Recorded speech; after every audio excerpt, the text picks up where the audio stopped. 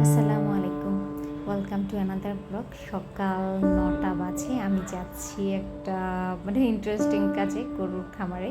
আমি আর গালিব বের হয়েছি, আর এই তো রাজুর স্কুলের সামনের দিকে যাচ্ছিলাম।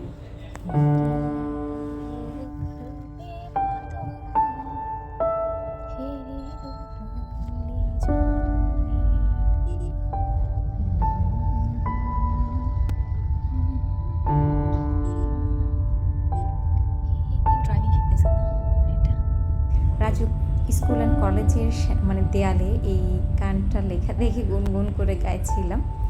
আর এই তো একটু একটু জ্যাম, আসলে এই দক্ষিণখানের দিকে যেতে অনেক জ্যাম, আর গাড়িকে এখানে রেখে আমরা নেমে গেলাম, কারণ আমরা যে জায়গায় খামারটা সেখানে রাস্তা অনেক খারাপ। একটা অটো নিলাম, আর অটো আমাদেরকে মোটামুটি নাচাতে নাচাতে ঝাঁকড়াতে ঝাঁকড়াতে, এই যে দেখেন রাস্তার কি একটা অবস্থা। এই জন্যই গাড়ি নিয়ে আসিনি। দূরত্ব খুব একটা বেশি না, 20 টাকা রিক্সা ভাড়ার মতো, কিন্তু এত রাস্তা খারাপ দেখে 40 টাকা করে রিক্সা ভাড়া নিয়েছে। আর খামারের দিকে যাচ্ছি, আমার এই প্রথম যাওয়া আর কি কোনো খামারে। আর এখানে দেখলাম যে মুরগিও ওরা করছে। দেন আমাদের গরুটা কোথায় আছে? এই গরুটা 3 সপ্তাহ আগে গালিব জাস্ট ফোনে দেখেই নিয়ে নিয়েছে, বাট আমাদের সামনাসামনি দেখা হয়নি গালিবের ব্যস্ততার কারণে। এই যে মিডলের গরুটা আমাদের, দেখ আমরা ছবিতে যা দেখেছি আলহামদুলিল্লাহ আমাদের সামনাসামনি দেখেও পছন্দ হয়েছে।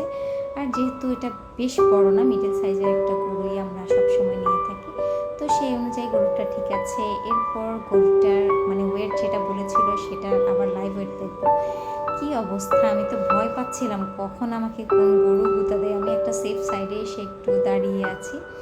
তো এই যে অন্য গরু দেখেন, গরুটাকে আনতে পারছে না, কি টানা হেঁচড়া করে আনতে পারছি, কি বলবো। আচ্ছা, লাইভ ওয়েট দিল আলহামদুলিল্লাহ, ওয়েটও ভালো এসছে আগের থেকে। ওয়েট আমাদেরকে বিক্রির সময় যত বলেছে তার থেকে এখন অনেকটাই ওয়েট বেড়েছে। তো এই তো সব গরুগুলো দেখে গরুকে কি কি খাওয়াই এগুলো গালিব একটু জিজ্ঞেস করলো, যা হয় আর কি। এখন আল্লাহ আমাদের কুরবানি কবুল করুক, সেটাই আল্লাহর দরবারে চাই। আর গরুটা আলহামদুলিল্লাহ আমার এবং গালিবের দুজনেরই সামনাসামনি ভালো লেগেছে। গালিব আসলে খুব চর্বি জাতীয় কোনো কিছু পছন্দ করে না, চর্বি কম হলে পছন্দ করে গরু। তো এরপর রিক্সাটাকে দাঁড়িয়ে রেখেছিলাম, দেন আমরা সেই সেম রিক্সা করে চলে এলাম গাড়ির কাছে। আর দেখলেন তো রাস্তাটা কি প্রচণ্ড খারাপ। ওইদিকে দক্ষিণখানের রাস্তাটা আগে ভালো ছিল না, এখন তো তাও আলহামদুলিল্লাহ ভালো হয়েছে।